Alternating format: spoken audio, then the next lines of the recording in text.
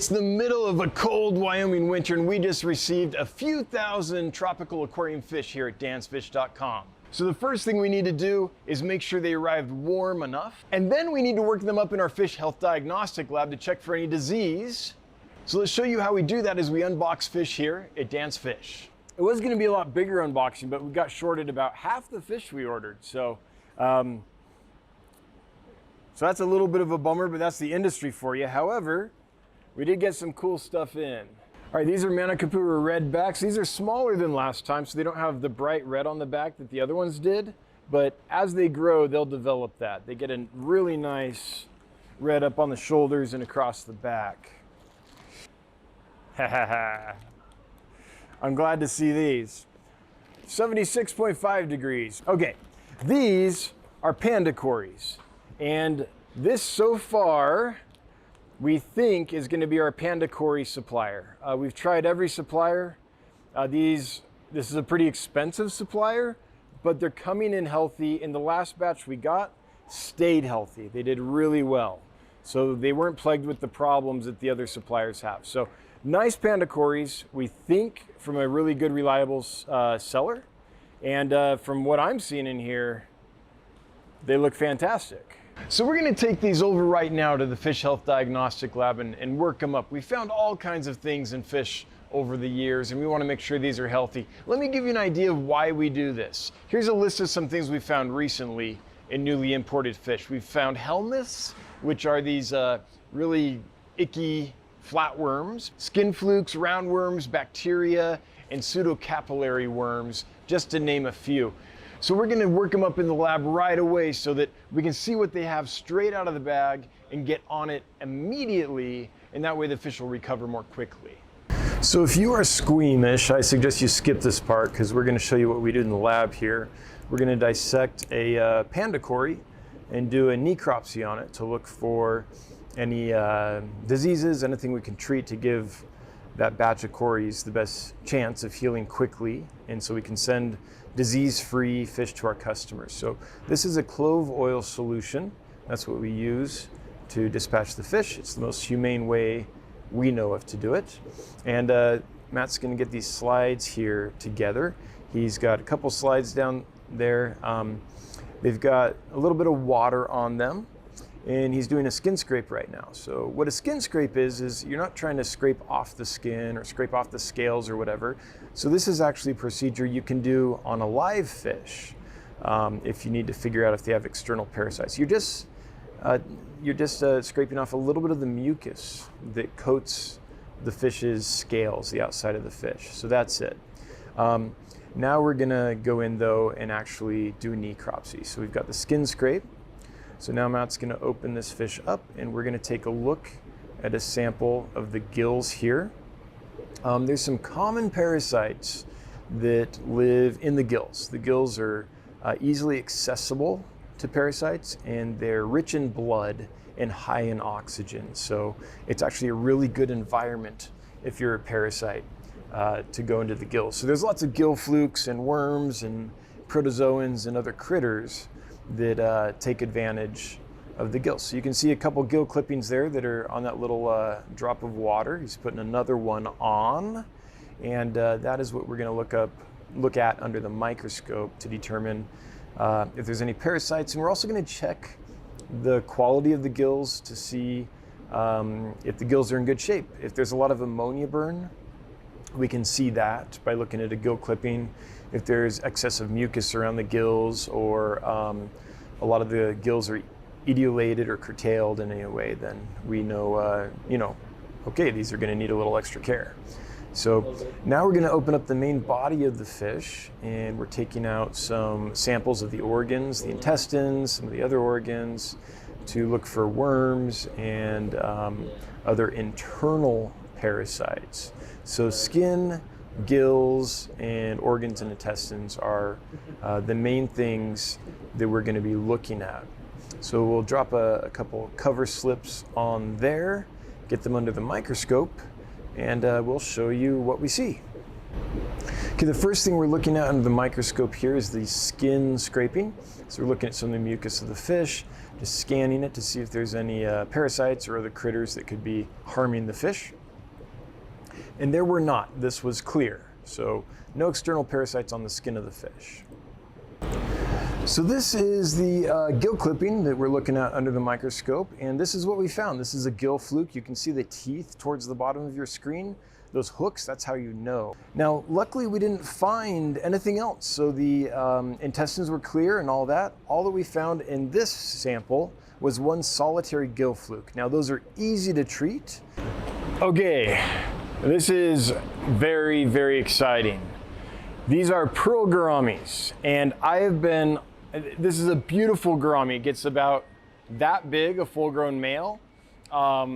Beautiful color, nice extended like combs on the fins, nice fin extensions. Stunning fish, beautiful centerpiece fish. Looks great. Fairly peaceful as well. But you can't find this or the dwarf gourami without a virus. They are inflicted with iridovirus. Iridovirus to these gouramis is what mycobacterium are to rainbow fish. It's very common and devastating. So I've tried every supplier I know of to try to find virus-free gouramis. We brought some in a few months ago from this supplier. We observed them that whole time. We did not see any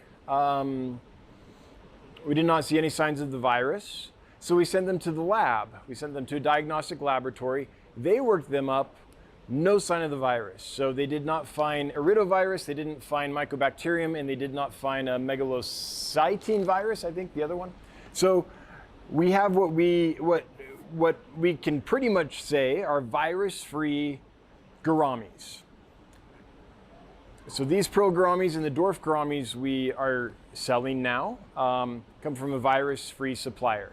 So, well, how it works is you can't say something is virus-free or disease-free. What you can say is the lab worked it up and did not find any sign of disease. That's kind of how these things work. So I think we're just going to list them as virus-free or virus-screened or something like that. But we're very excited because this has literally been a years-long journey to find some of these gouramis that we were confident could be healthy for our customers. So they're going to be more expensive because they're coming from a breeder in Europe, and anything from Europe costs more. And also, we've got to pay for the lab costs to get them screened for the virus. So a little pricey, but they don't, from everything that the doctors and vets that work at the laboratory and did the work can see, they don't have the virus. So that's awesome. All right, this is new for us. This is not our normal guppy supplier, but they do well with other things, other species, so we're gonna try some guppies. So these are some beautiful Dumbo ear. I think these are the platinum Dumbo ears. Oh, they're telling me to hold it up higher. All right, so here's some Dumbo ears that we're trying, nice red Dumbo ears. Another guppy, actually these look really good. Galaxy Red Mosaics. Those look great. Okay, those I'm really happy with. New guppy suppliers, so we're trying them out, fingers crossed. Believe it or not, getting healthy guppies these days is hard to do.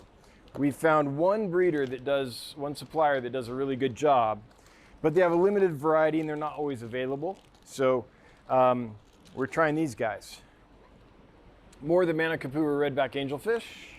Manakapura redback angelfish. I think I bought them out of Manakapura redback angelfish because last time they came in and they were so awesome. They're still awesome, they're just a little smaller this time. All right, this is an apistogramma. This is apistogramma Nisonai from Rio Uakaili, I think is how you pronounce it.